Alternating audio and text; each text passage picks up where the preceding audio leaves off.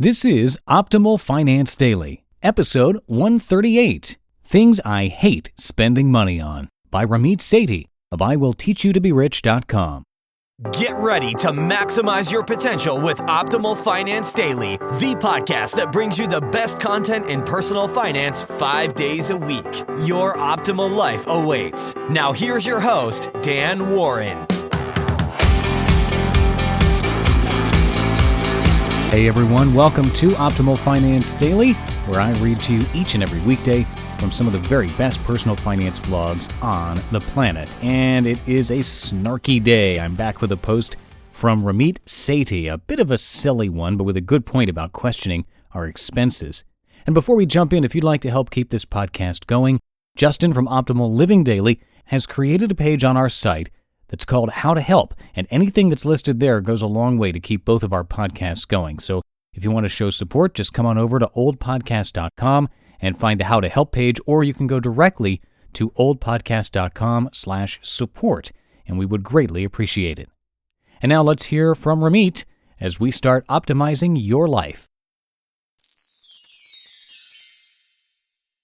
Things I Hate Spending Money On, by Ramit Sethi of IWillTeachYouToBeRich.com. Today, I thought it'd be fun to put down all the stuff we hate spending money on. Now, I'm perfectly willing to spend lots of money on stuff I love, but not on the things below.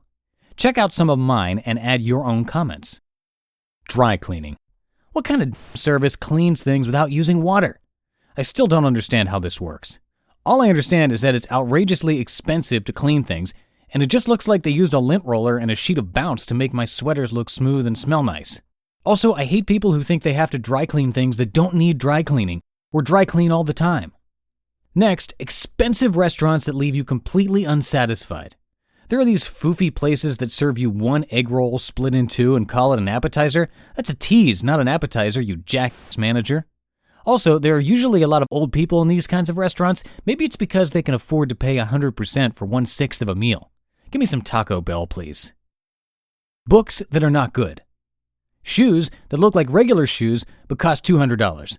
I was shopping with two friends in San Francisco last weekend, one guy and one girl, and the girl decided to go shoe shopping. My friend and I just sat down, facing a wall and hoping to die. Anyway, it turns out that we were facing a wall of Coach shoes, so when the girl ambled over about 20 minutes later, kill me, I pointed out this pair of shoes to her. "Look at this shoe," I said. "It looks so trashy. It's just a regular pair of Keds, and it's $78 just because it's Coach. I could get the same shoe at Payless for $7.99. Give me a break." Little did I notice the woman sitting directly to my left, about 2 feet away, who was currently getting some shoes brought to her. Which shoes were they? Of course, the trashy ones I had pointed out. Great. And of course my jackass friends knew exactly what I had done, and they forced me to sit there awkwardly for 10 more minutes. I hate them. I would have done the same thing to them, though. Organic groceries. Whole foods. All the BS foods that are designed to make you feel better about yourself rather than actually feeding you. Stop with the low esteem and just get some normal carrots. Anything more than $5 for parking. A few years ago, I had an interview with a hedge fund, and they told me to come to San Francisco and park in this lot. So I did, and the interview lasted the whole day. At the end of the day, every single company will give you vouchers to cover any expenses you incurred during the interview. You shouldn't be losing money interviewing for a company. Anyway, they were all, "Have a nice day." So I politely asked about a voucher for my parking lot, which, remember, they had told me to park in. The lady looked completely surprised and said, let me check on that," and disappeared into a back room. About 3 minutes later, she came out and said, "Sorry, we don't do that." Remember, this was a multi-billion-dollar hedge fund that couldn't validate my parking. It turned out to be $27. On that fateful day, I vowed that if I accepted the offer, I would negotiate at least $27 into my signing bonus. The price of food at athletic events. I suppose that since I never go to athletic events, this is a decidedly theoretical argument. Maintenance on stuff you already spend a lot on. Examples: camera, washing machines, and, I guess, dry cleaning. 1 hour photo. I hated this enough to write an entire article about it. Laundromats, which are seriously expensive. Gym sign-up fees. If anyone on this site doesn't negotiate their gym memberships, they are completely negotiable, I'm going to hit you. There are so many more, but for now, add your own to the comments and let's get this going. You just listened to the post titled Things I Hate Spending Money On by Ramit Sethi of IWillTeachYouToBeRich.com. And boy, did the comments come in on that article after Ramit asked for his readers' input. Over 100 people commented. Now, he definitely crossed into the controversial there, especially mentioning organic food, and I'm not going to comment on that because I don't want to start a big debate on it.